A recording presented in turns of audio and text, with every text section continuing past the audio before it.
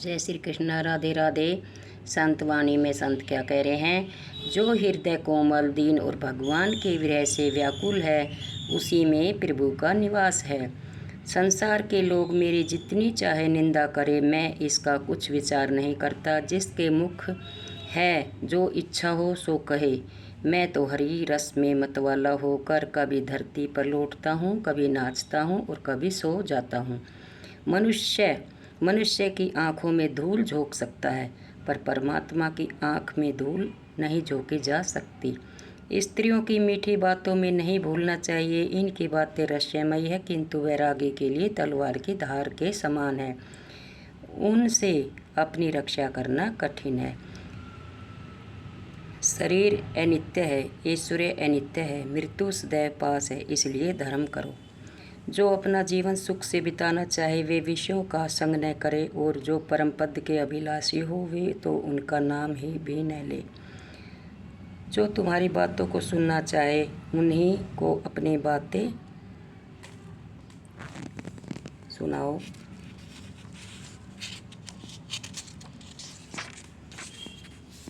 जो तुम्हारी बातें सुनना न चाहे उनके गले मत पड़ो।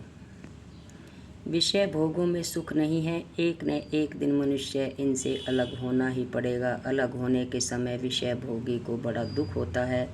आत्मचिंतन करो, पर आत्मचिंतन करना सहज काम नहीं है। इसके लिए मन को वश में करना होगा, उसे विषयों से हटाना होगा, उसे वृत्तियों से अलग कर एकाग्र करना होगा, तभी सफलता हो सकेगी।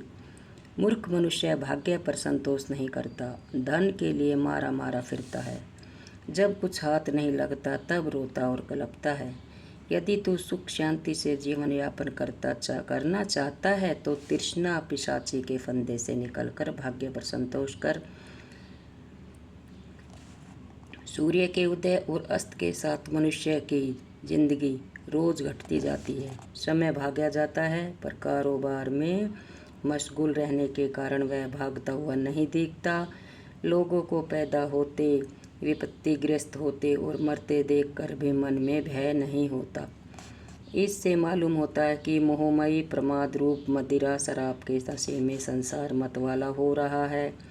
मनुष्य दूसरों को बूढ़ा हुआ तथा मरने वाला देखता है, पर आप यही समझता है मैं तो सदा जवान रहूँगा, अमर रहूँगा।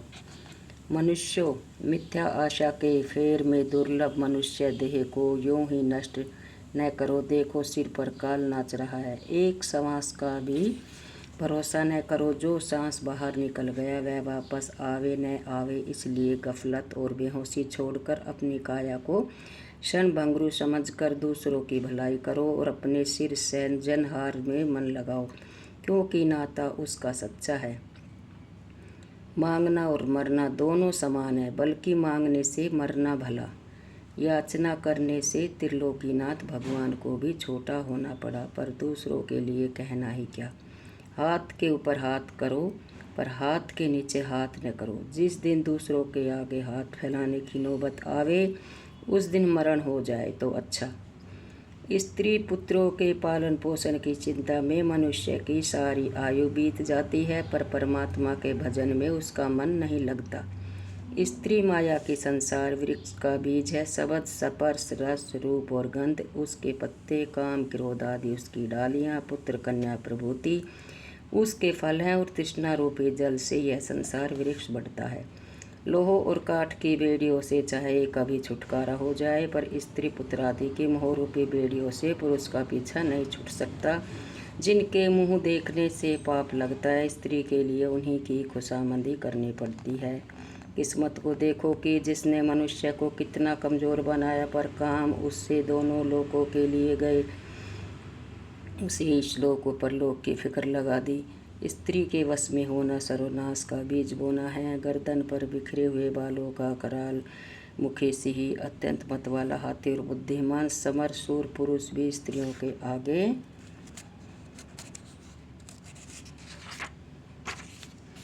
परम कायर हो जाते हैं। मनुष्य अपने पापों को कितना भी छिपावे, पर एक न एक दिन में प्रकट हो जाते हैं। घी, नून, तेल, चावल, साग और ईंधन की चिंता में बड़े बड़े मतिमानों की उम्र पूरी हो जाती है।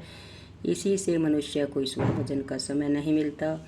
जितनी आवश्यकताएं कम होगी उतना ही सुख बढ़ेगा। इसलिए परमात्मा लोग महलों में न रहकर वृक्षों के नीचे उम्र काट देते हैं। जय श्री कृष्ण। राधे राधे। कैसी लगी संतवाणी?